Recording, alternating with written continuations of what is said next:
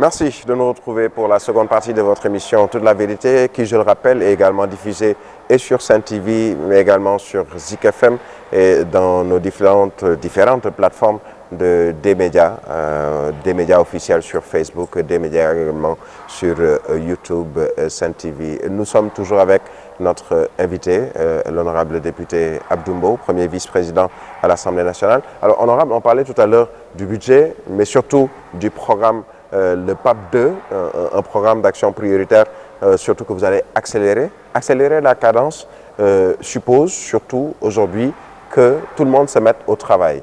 Je vais peut-être emprunter cette fameuse phrase de Maître Abdoulaye Wade avec qui vous avez cheminé. Il faut travailler, toujours travailler, encore travailler. Aujourd'hui, vous prenez ce triptyque comme étant le vôtre pour justement accélérer la cadence pour un meilleur devenir du Sénégal sur le plan économique surtout. Quand on dit le président crée des emplois, ce n'est pas parce qu'on donne de l'emploi aux jeunes, mais on crée les conditions pour que des jeunes puissent être des entrepreneurs. Voilà aujourd'hui l'ambition du président de la République. Une manière pour vous de répondre à l'OIT, à l'Organisation internationale du travail qui, par exemple, parle de chômage en classant le Sénégal parmi les 3 pays où il y a le plus de taux de chômage. Vous savez, Birahim, il n'y a pas dans un pays, je parle de partout dans le monde où il n'y a pas de chômage. Et le Sénégal confond souvent chômage et manque de travail. Ou sous-emploi aussi. Oui, le sous-emploi, manque de travail, parce que j'ai entendu même quelqu'un dire que, bon, voilà, le chômage, c'est des gens qui ne travaillent pas. Alors que nous tous, nous savons la définition du chômeur, c'est quelqu'un qui a perdu son travail. Mais aujourd'hui, le président de la République, quand même, est en train, avec son gouvernement, de mettre des programmes qui font que les jeunes, aujourd'hui, sont davantage des entrepreneurs dans ce pays. Et je pense que nous allons quand même continuer à l'encourager dans ce sens. Et quand tu vas aujourd'hui dans le monde, parce que le Sénégal ne s'arrête pas à Dakar. Le Sénégal, quand même, c'est 14 régions. Et le président de la République, malgré que certains disent que bon voilà, il y a des problèmes dans telle ou telle économie, quand il est parti à sa tournée agricole, nous avons vu, et vous-même, en tant que journaliste, vous avez vu qu'il y a des résultats patents sur le terrain. Et aujourd'hui, le Sénégal, des profondeurs, comprend que le président de la République, aujourd'hui, l'équité territoriale dont on parle est en train de devenir aujourd'hui une réalité. Parce qu'il faut aller dans les régions à l'intérieur du pays. Tu verras qu'ils ont des pistes de production, qu'ils ont des routes, qu'ils ont aujourd'hui des forages, qu'ils ont l'accès à l'électricité. Parce que quand nous venions, il n'y avait pas beaucoup de pays qui avaient de l'eau. Il n'y avait pas beaucoup de pays qui avaient de l'électricité. Il reste encore des poches à rectifier. Hein. Mais absolument, parce que le président de la République a compris que pour développer un pays, il faudrait d'abord mettre l'accent sur l'agriculture. C'est pourquoi quand on parle d'autosuffisance en riz, bien qu'on n'a pas encore atteint cet objectif, mais quand on venait, il y avait 4000, il y avait 400 000 de tonnes. Aujourd'hui, on est à 1 100 000 de tonnes. Et je pense que cela, c'est parce que le président de la République travaille à la mécanisation de l'agriculture. Le président de la République travaille à avoir aujourd'hui un capital semencier intact. Le président de la République travaille aujourd'hui à ce que les intrants, tout ce qui doit aller à l'agriculture puisse être à disposition, mais aussi dans des délais raisonnables. Voilà aujourd'hui ce qui fait que le président de la République peut être fier de ce qu'il fait pour le Sénégal. Bien qu'il y a encore des choses qui restent à faire, parce que quand même, le président de la République vient de démarrer son quinquennat. Je pense que c'est important. Son second quinquennat. Mais finalement, quelqu'un aurait envie de dire, mais qu'est-ce qui a été fait entre 2012 à aujourd'hui? Mais vous savez, mais le président, les gens l'ont réélu parce qu'il a réalisé la majorité de ce qu'il avait dit. Ces promesses ont été tenues.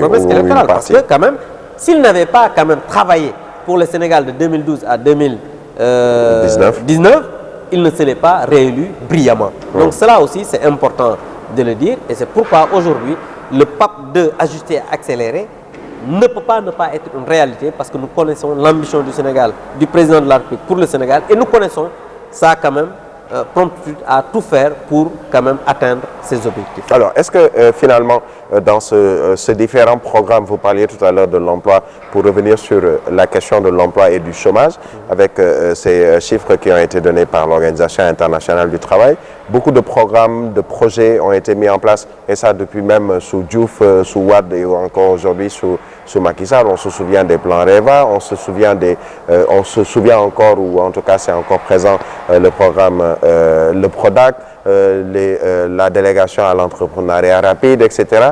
Si on devait faire un bilan de tous ces programmes, est-ce qu'on peut dire qu'on a quand même atteint un certain niveau dans l'employabilité, notamment des Sénégalais? Il faut pas se cacher derrière certains chiffres pour dire que le président de la République a réussi dans beaucoup de domaines sur le plan de l'emploi. Je vous rappelle qu'en 2012, quand on est arrivé, le président de la République a tout fait d'abord pour rationaliser les agences. Il y avait la neige, il y avait la neige à l'époque. Il y avait la neige à l'époque. Il y avait FNPJ, il y avait l'agence pour l'emploi des jeunes de la banlieue. Il les a regroupés en ANPEJ, c'est-à-dire Agence nationale pour l'emploi de la jeunesse, qui est dirigée aujourd'hui par notre ami Tamsir Faye, pour rationaliser toutes ces agences afin que la visibilité par rapport à l'employabilité déjà des jeunes soit claire. Ça, c'est un. Deuxièmement, il a aussi amené un outil nouveau, c'est-à-dire la DER. Parce que pour régler quand même l'emploi des jeunes, il faut d'abord régler l'employabilité des jeunes. Il a amené la DER. Et n'oubliez pas aussi que le ministère de la formation professionnelle a tout fait pour d'abord, quand même sur le plan professionnel, former les artisans, former les jeunes, même par rapport à cette pandémie. Vous avez vu que le ministère de la formation professionnelle a montré que le travail que le président de la République avait initié aujourd'hui a obtenu des résultats, parce que nous avons vu des entreprises sénégalaises faire des masques, et cela quand même, c'est salutaire, cela montre que le président de la République se soucie de l'emploi des jeunes. Et je pense que mais que répondez-vous finalement à ces jeunes qui disent nous sommes des diplômés sans emploi, comme je vous dis, on ne peut pas satisfaire tout le monde. On ne peut pas satisfaire tout le monde, mais le président a l'obligation de tout faire pour que les Sénégalais se voient dans ce qu'il fait, se voient dans leur programme. Maintenant, il y aura toujours des gens qui diront que nous sommes des diplômés sans emploi, nous n'avons pas d'emploi, mais nous, notre responsabilité est de tout faire pour satisfaire ces Sénégalaises et ces Sénégalais qui encore en veulent. C'est pas parce que nous n'avons pas d'emploi que ce que le président de la République fait n'est pas bon. Non, au contraire, c'est parce qu'ils ont vu que le président de la République est en train de faire des résultats et eux, ils en veulent pour réclamer leur dû, et je pense que c'est normal parce que c'est des Sénégalais à part entière. Est-ce que ce n'est pas un problème d'orientation, notamment dans le cursus scolaire, parce que, par exemple, on voit des jeunes qui, après le bac, épousent des séries littéraires, rares sont ceux qui sont dans les séries scientifiques.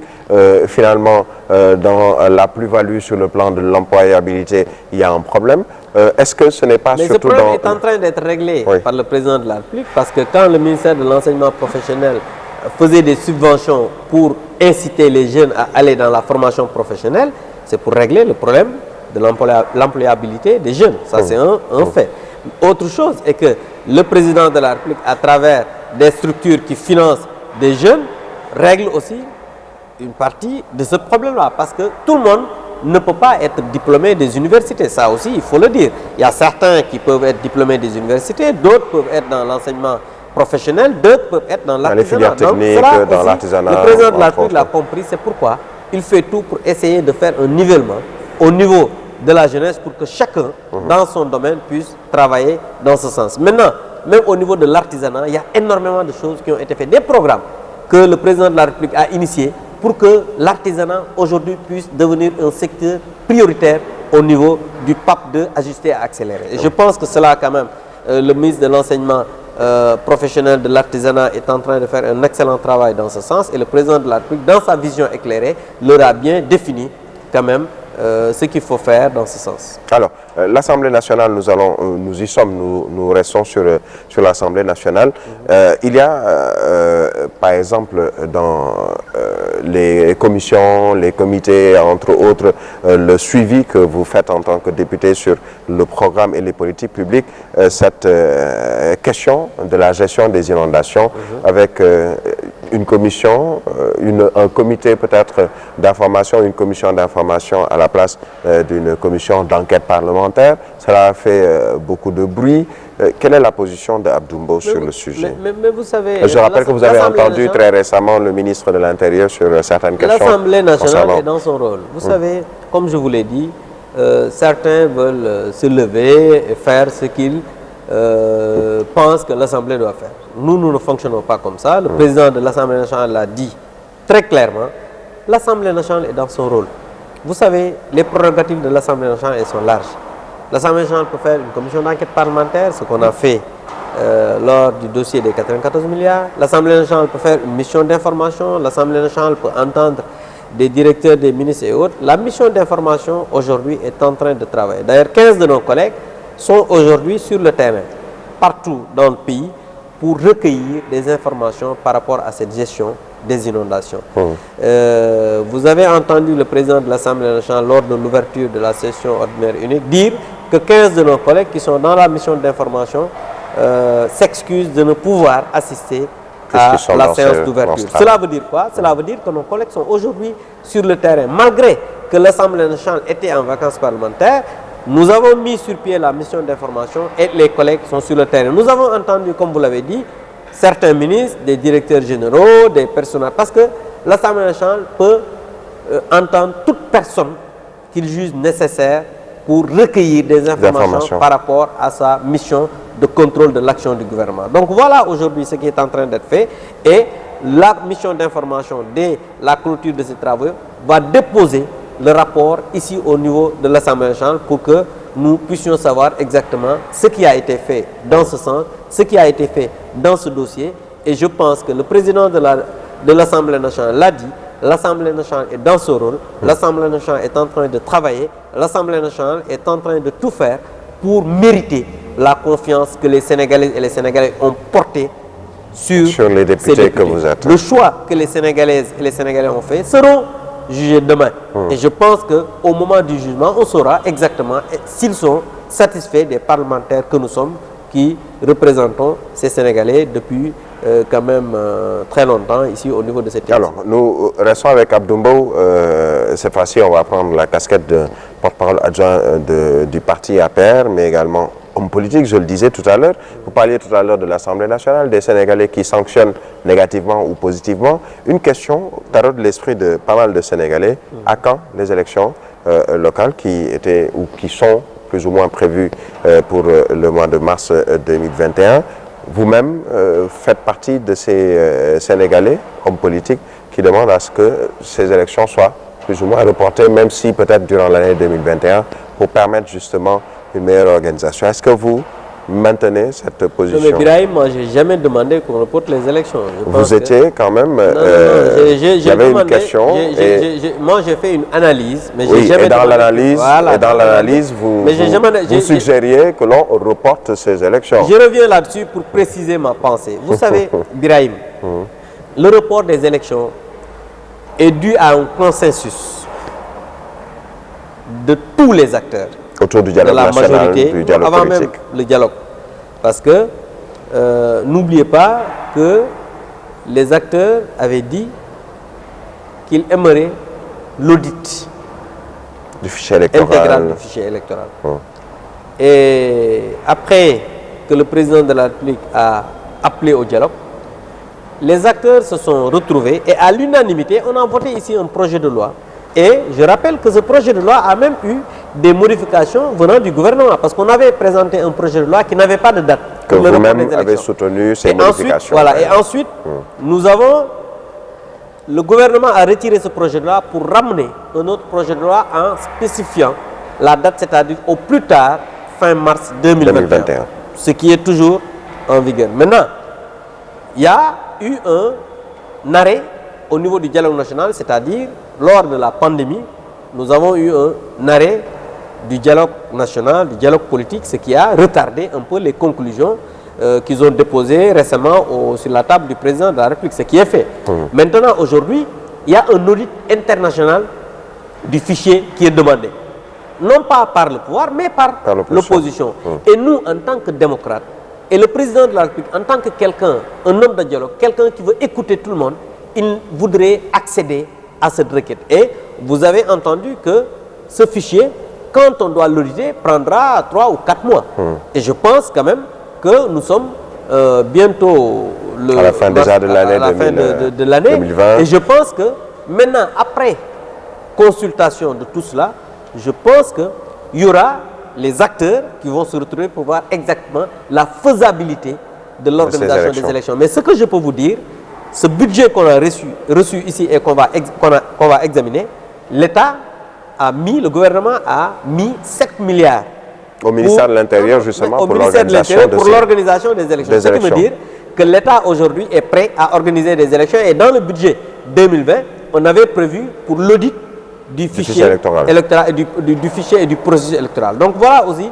Donc on peut dire que les élections se tiendront en 2021. Peut-être que la date pourrait pour l'État, pour le changer. gouvernement, ils se tiendront à date échue. Maintenant, comme je vous l'ai dit, il y aura des discussions qui vont engager tout le monde et ensuite, à l'issue maintenant de ces discussions, des décisions importantes seront prises et je pense qu'en ce moment, nous n'aurons pas à dire que bon, tel parti ou tel parti a fait qu'on reporte les élections. Mais votre suggestion en tant que...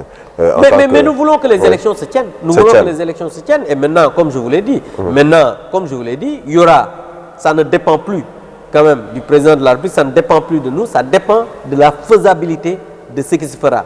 Aujourd'hui, l'opposition demande l'audit intégral du fichier par des experts internationaux et je pense qu'après cela, on verra exactement la faisabilité de l'organisation. Puisqu'il y a également, en tout cas, l'État que vous êtes pris par le temps, puisque également il y a cette disposition de l'UEMOA, de la CEDEAO, qui voudrait que les élections ne puissent se tenir, au moins qu'il y ait par exemple modification et révision des listes électorales, au moins 8 mois avant des élections. C'est pourquoi je dis, en tout cas, le président de la République, lui, il est à l'écoute de la classe politique en général, mais aussi de la société civile. Et je pense que lui, le connaissant, il ne fera jamais quelque chose qui va quand même faire que la démocratie puisse quand même prendre un coup. Il fera tout pour être à l'écoute de tout le monde. Et je pense que le moment venu, on prendra les dispositions nécessaires pour organiser les élections. En tout cas, le gouvernement aujourd'hui a pris toutes les dispositions pour que les élections puissent se tenir. On ne dira pas qu'il n'y a pas un budget, ça c'est très clair, parce que comme je vous l'ai dit, 7 milliards ont été inscrits dans le budget 2021 au niveau du ministère de l'Intérieur pour l'organisation des élections. Dans le budget 2020 qui est en cours aujourd'hui, l'audit du fichier a été programmé et même l'USAID a quand même proposé le financement pour l'audit de ce fichier. Donc je ne vois pas de problème pour qu'on puisse organiser les élections. Alors nous restons dans les élections, le processus électoral, mais pour sortir un peu du Sénégal et revenir au Sénégal, ce dimanche, aujourd'hui, est jour d'élection en Guinée, Conakry, avec ce débat autour de la 3e candidature du président sortant Alpha Condé. C'est un débat qui a cours également en Côte d'Ivoire.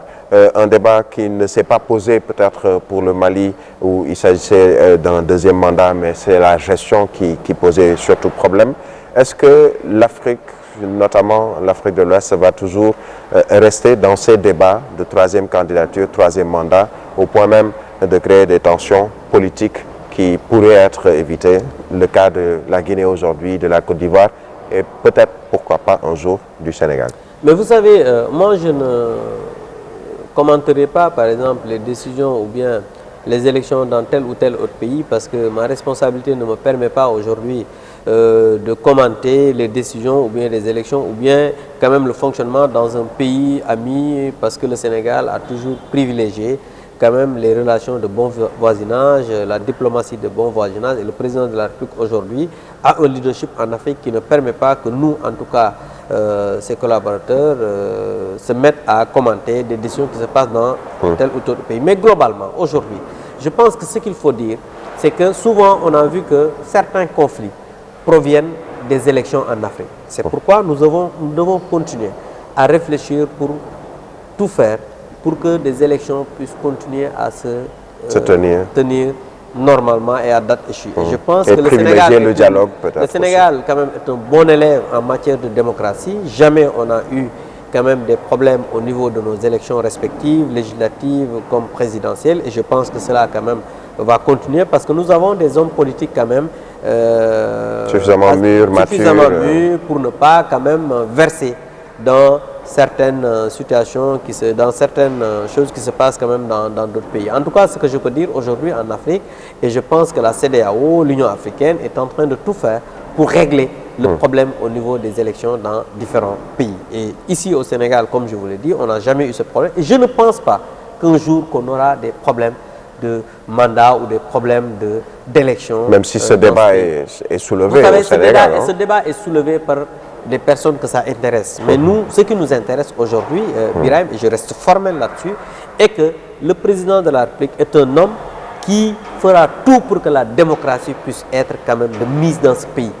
Le président Macky Sall est un démocrate, le président Macky Sall est un homme imbu de valeurs. Le président Macky Sall ne va jamais quand même travailler à chambouler ce qui se fait au Sénégal. Ça, je pense que c'est un débat qui n'a même pas de sens. On accuse ce président, par exemple, à chaque fois qu'on parle de troisième mandat, on accuse le président Macky Sall de couper des têtes entre guillemets. Vous savez, chacun, des fois, il y a même des personnes qui préparent le dîner. S'il n'y a pas beaucoup de sel, ils peuvent même dire que c'est le président Macky Sall. Ça, ce n'est pas le plus important. Le plus important, c'est qu'aujourd'hui, il a été élu pour un quinquennat, même pas un an, ou bien un an même, et qu'on parle de ça. Je pense que c'est même Ce sont pourtant des proches de Macky Sall qui soulèvent souvent ce débat. Vous savez, en tout le cas de Aliou Dembourso, le cas de Moustapha Diakhaté. Porte-parole adjoint de l'Alliance pour la République. Je ne me permettrai pas d'entrer dans ce débat parce que ça n'a pas de sens. C'est un débat qui ne nous intéresse pas. C'est un débat qui n'intéresse pas les Sénégalais. Les Sénégalais, vous savez, ce qui les intéresse, c'est que le président Macky Sall puisse réussir ce qu'il a en face, c'est-à-dire le PAP 2 ajusté accéléré. Comment il va faire pour réussir cela? Comment il va faire pour que cette pandémie que nous avons quand même combattue, qui est aujourd'hui en train d'être combattue encore, comment on doit faire pour éradiquer à jamais cette pandémie? Comment on doit faire pour que cette relance de l'économie puisse être une réussite? Voilà aujourd'hui les débats de fond.